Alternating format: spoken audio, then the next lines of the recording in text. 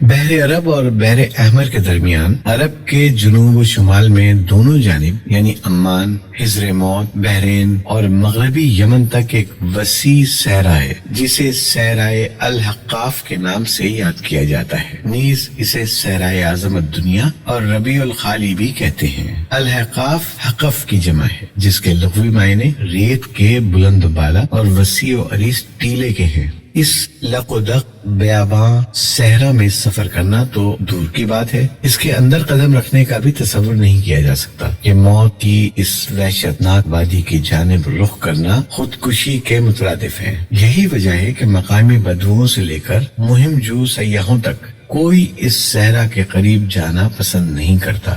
سفید اور باریک ریت کے ہزاروں فٹ اونچے پہاڑوں میں اگر کوئی شے پھینکی جائے تو وہ لمحوں میں غرق ہو جاتی ہے اور ریت کی سطح پر جنبش تک نہیں ہوتی۔ یہ صحرا اللہ بزرگ و برتر کی کھلی نشانیوں میں سے ہے اور اہل دنیا کے لیے جائے عبرت بھی۔ الحقاف نامی اس بھیانک وادی کو دیکھ کر یہ گمان بھی نہیں کیا جا سکتا کہ یہ کسی زمانے میں دنیا کا سب سے زیادہ سرسبز و شاداب علاقہ تھا، جہاں بے شمار پھلوں اور پھولوں کے وسیع باغات، ٹھنڈے پانی کے چشمے، آبشاریں اور بلند و بالا عمارتیں تھیں، جس میں دنیا کی سب سے زیادہ طاقتور، مالدار اور شاندار تمدن رکھنے والے قوم عاد آباد تھی۔ یہ دنیا کے سب سے زیادہ قداور اور زوراور انسان تھے۔ اتنے طاقتور لوگ اللہ نے پھر پیدا نہیں کیے، جیسا کہ اللہ تعالیٰ نے قرآن کریم میں فرمایا، ان جیسی کوئی قوم اور ملکوں میں پیدا نہیں کی گئی۔ الفجر آیت نمبر 8۔ حضر موت اور نجران کے درمیانی علاقے الحقاف میں قوم عاد کے، جسے قوم ارم بھی کہا جاتا ہے، 13 قبائل آباد تھے۔ قوم عاد کے الحقاف میں رہنے سے متعلق قرآن کریم میں اللہ تعالیٰ سورہ احقاف آیت 21 میں فرمایا، ہود کو یاد کرو جب کہ اس نے اپنی قوم کو احقاف میں ڈرایا۔ علامہ جلال الدین سیوطی رحمۃ اللہ علیہ اپنی تفسیر در منشور میں تحریر فرماتے ہیں، قوم عاد نہایت زوراور اور بہادر قوم تھی، یہ بت پرست تھے۔ ان کے 2 بتوں کے نام حمود اور حب بیان کیے گئے ہیں۔ ابن کثیر رحمۃ اللہ علیہ نے اپنی تفسیر میں تیسرے بت کا نام سمد بیان کیا ہے۔ طوفان نوح علیہ السلام کے بعد قوم عادی وہ قوم تھی جو سب سے پہلے کفر و شرک میں مبتلا ہو کر بتوں کی پجاری بنی۔ انہیں اپنے پتھروں کے خداؤں پر بڑا گھمنڈ تھا۔ ان کی معاشی حالت تو بہت عمدہ تھی، لیکن جہالت، گمراہی،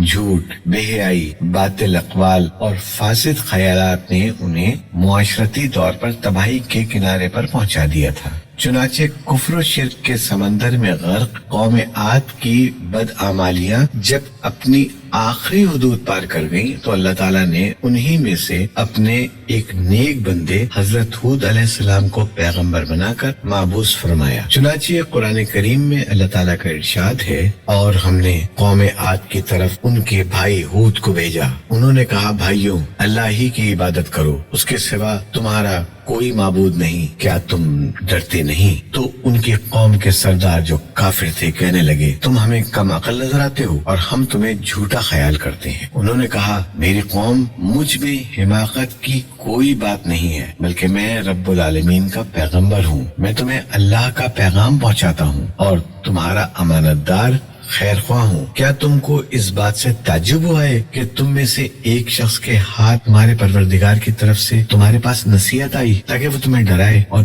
یاد تو کرو جب اس نے تم کو قوم نوح کے بعد سردار بنایا اور ڈیل ڈول میں تم کو پھیلاؤ زیادہ دیا، بس اللہ کی نعمتوں کو یاد کرو تاکہ نجات حاصل کرو۔ وہ کہنے لگے، کیا تم ہمارے پاس اس لیے آئے ہو کہ ہم صرف ایک اللہ ہی کی عبادت کریں اور جن کو ہمارے باپ دادا پوچھتے چلے آئے ہیں ان کو چھوڑ دیں؟ بس اگر تم سچے ہو تو ہم کو جس عذاب کی دھمکی دیتے ہو اس کو ہمارے پاس لے آؤ۔ ہود علیہ السلام نے کہا، تمہارے پروردگار کی طرف سے تم پر عذاب اور غضب کا نازل ہونا مقرر ہو چکا ہے۔ کیا تم مجھ سے ایسے ناموں کے بارے میں جھگڑتے ہو جو تم نے اور تمہارے باپ دادا نے اپنی طرف سے رکھ لیے ہیں جن کی اللہ نے کوئی سند نازل نہیں کی، تو تم بھی انتظار کرو، میں بھی تمہارے ساتھ انتظار کرتا ہوں۔ پھر ہم نے ہود کو اور جو لوگ ان کے ساتھ تھے ان کو نجات بخشی، اور جنہوں نے ہماری آیات کو جھٹلایا تھا ان کی جڑ کاٹ دی، اور وہ ایمان لانے والے تھے ہی نہیں۔ الاعراف آیت نمبر 65 تا 72۔ حضرت ہود علیہ السلام ایک طویل عرصے تک اپنی قوم کو واعظ و نصیحت کرتے رہے۔ کبھی وہ انہیں اللہ کی طرف سے عطا کردہ نعمتوں کی یاد دلاتے تو کبھی عذاب الہی سے ڈراتے، لیکن وہ بہرے اور اندھے بنے رہے۔ تاریخی کتب میں ہے کہ حضرت ہود علیہ السلام مسلسل 50 برس یا اس سے بھی زیادہ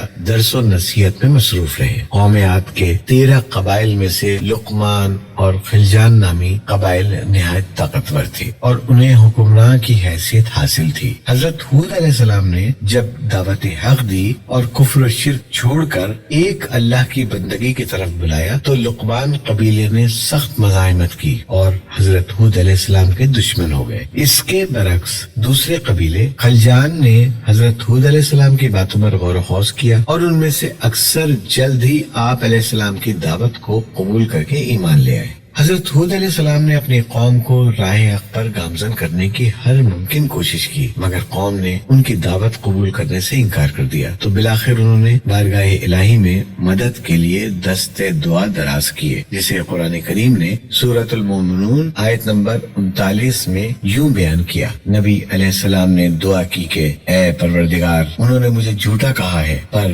تو میری مدد فرما۔ اللہ نے اپنے نبی علیہ السلام کی فریاد کے جواب میں فرمایا، جو کہ سورہ مومنون آیت 40 میں ہے، اے نبی، یہ بہت جلد اپنے کیے پر پچھتانے لگیں گے۔ اللہ تعالیٰ نے اپنے نبی علیہ السلام کی دعا قبول فرمائی اور قوم عاد پر عذاب کی ابتدا ہو گئی۔ بادلوں کے فرشتوں کو حکم دیا کہ اب بارش نہ برسائی جائے، چشموں کے فرشتوں کو حکم دیا کہ ان کے ٹھنڈے، میٹھے اور شفاف پانی سے لبریز چشموں اور آبشاروں کو خشک کر دو۔ چنانچہ دیکھتے ہی دیکھتے ان کے سرسبز و شاداب کھیت کھلیان سوکھنے لگے اور مویشی مرنے لگے، یہاں تک کہ لوگ پینے کے پانی تک کو ترسنے لگے۔ کثیر تعداد میں پیدا ہونے والے پھل اور اناج ناپید ہو گئے۔ پوری قوم خشک سالی کا شکار ہو کر بدحال اور پریشان ہو گئی۔ یہ سلسلہ مسلسل 3 سال تک جاری رہا۔ حضرت ہود علیہ السلام سے اپنی قوم کی یہ پریشانی دیکھی نہ جاتی تھی۔ آپ علیہ السلام بہت افسردہ اور پریشان رہتے، اور پھر ایک دن انہوں نے اپنی قوم سے فرمایا، جس کا ذکر سورہ ہود آیت 52 میں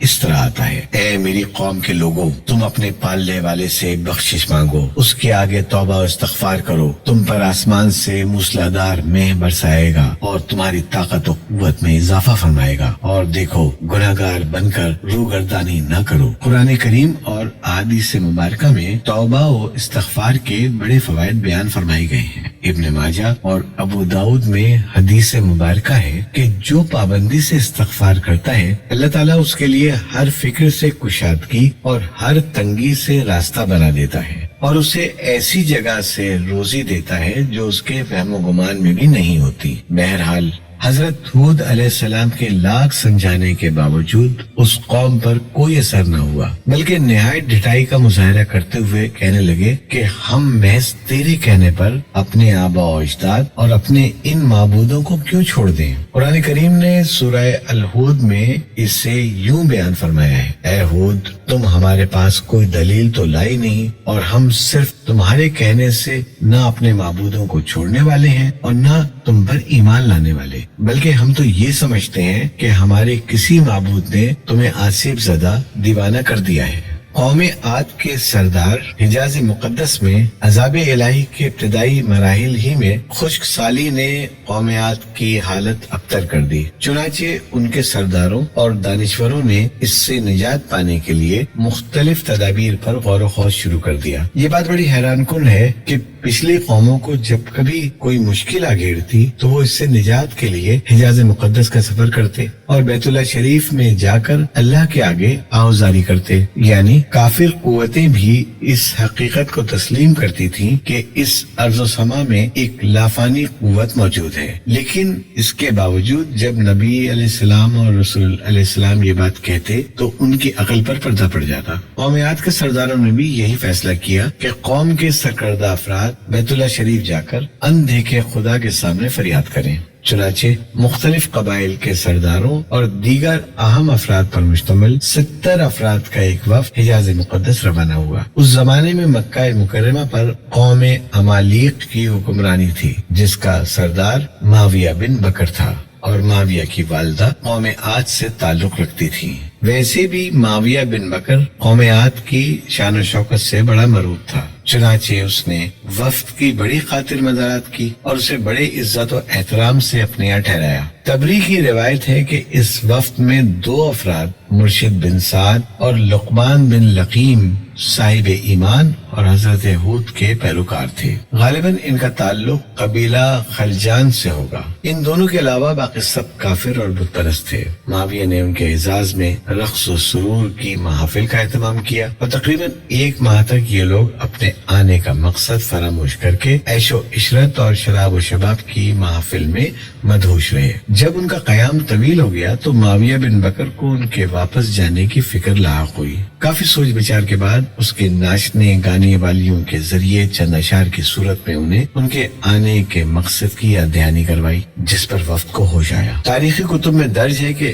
اس موقع پر وفد میں شامل مرشد اور لقمان نے ایک بار پھر انہیں سمجھانے کی کوشش کی کہ جو کچھ حضرت ہود علیہ السلام کہتے ہیں اس پر ایمان لے آؤ، لیکن وہ نہ مانے۔ وفد بیت اللہ شریف گیا اور بارش کی دعائیں مانگنی شروع کی۔ ابھی تھوڑی ہی دیر گزری تھی کہ اللہ تعالیٰ نے آسمان پر 3 رنگوں کے بادل بھیج دیے، جن میں ایک سفید تھا، دوسرا سیاہ اور تیسرا سرخ۔ اس کے ساتھ ہی آسمانوں سے ندائے غیب آئی، اپنے اور اپنی قوم کے لیے ان تینوں میں سے کسی ایک کو پسند کر لو۔ چنانچہ وفد نے سوچ بچار کے بعد سیاہ بادل کو اپنے لیے پسند کر لیا، جس کے ساتھ ہی سرخ اور سفید ٹکڑے آسمان سے غائب ہو گئے اور ابر سیاہ آہستہ آہستہ آسمان پر چھانے لگا۔ وہ لوگ اپنی دعا کی قبولیت پر بڑے خوش تھے اور سمجھتے تھے کہ اب خشک سالی ختم ہو جائے گی۔ چنانچہ پوری قوم نے خوشیاں منانی شروع کر دی، لیکن حضرت ہود علیہ السلام سمجھ گئے تھے کہ یہ عذاب الہی ہے، لہٰذا انہوں نے ایک بار پھر اپنے قوم کو مخاطب کرتے ہوئے فرمایا، اے میری قوم، یہ اللہ کا عذاب ہے جو تم پر نازل ہوا چاہتا ہے۔ پھر انہوں نے اللہ تعالیٰ کا فرمان انہیں سنایا جو سورہ الاحقاف آیت 24 میں ہے، نہیں بلکہ دراصل یہ ابر وہ عذاب ہے جس کی تم جلدی کر رہے تھے، یہ ہوا کا طوفان ہے جس میں دردناک عذاب چلا آ رہا ہے، جو اپنے رب کے حکم سے ہر چیز تباہ کر ڈالے گا۔ حدیث شریف میں آتا ہے کہ اماں عائشہ صدیقہ رضی اللہ تعالی عنہا نے حضور نبی کریم صلی اللہ علیہ وسلم سے پوچھا، یا رسول اللہ صلی اللہ علیہ وسلم، لوگ تو بادل دیکھ کر خوش ہوتے ہیں کہ اب بارش ہوگی، لیکن آپ صلی اللہ علیہ وسلم کے چہرے پر اس کے برعکس تشویش کے آثار نظر آتے ہیں۔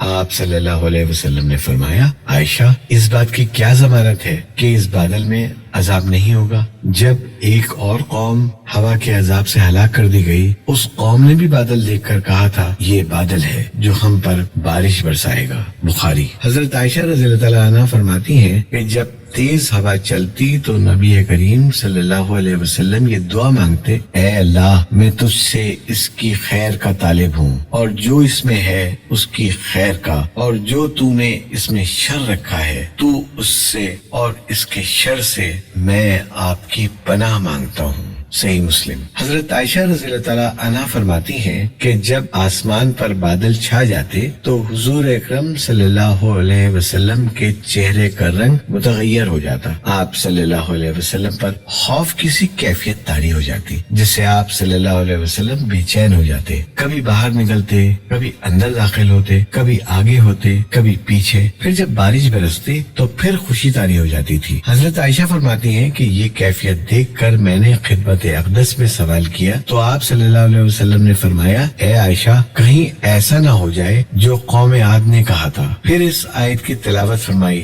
جب قوم عاد نے اس عذاب کو بصورت بادل اپنی بستیوں کی طرف آتے دیکھا تو کہنے لگے، یہ تو بادل ہے ہم پر بارش کرنے والا۔ ترمذی، ابن ماجہ۔ قرآن کریم میں سورہ الحاق آیت نمبر 7 میں ہے کہ اللہ نے تیز آندھی کا یہ عذاب 7 راتوں اور 8 دنوں تک مسلسل جاری رکھا. آندھی نے کسی ایک کو بھی باقی نہ چھوڑا. یہ ہر ایک کے پاس پہنچ گئی. غاروں کے اندر، پہاڑوں کی گھاٹیوں اور چوٹیوں، گھروں، محلات اور قلعوں کے اندر سب کو فنا کر ڈالا. ابن عمر رضی اللہ تعالیٰ عنہ سے مروی ہے کہ نبی کریم صلی اللہ علیہ وسلم نے فرمایا کہ وہ آندھی جس کے ذریعے قوم عاد ہلاک کی گئی، اللہ نے ان پر انگوٹھی جتنی جگہ کے مثل ہوا کھولی تھی. بس وہ ہوا پہلے دیہات میں گئی اور وہاں کے لوگوں کو اور مویشیوں اور مالوں کو اٹھایا اور آسمان و زمین کے درمیان لے گئی. مسلم. اللہ تعالیٰ نے اس خوفناک آندھی سے حضرت ہود علیہ السلام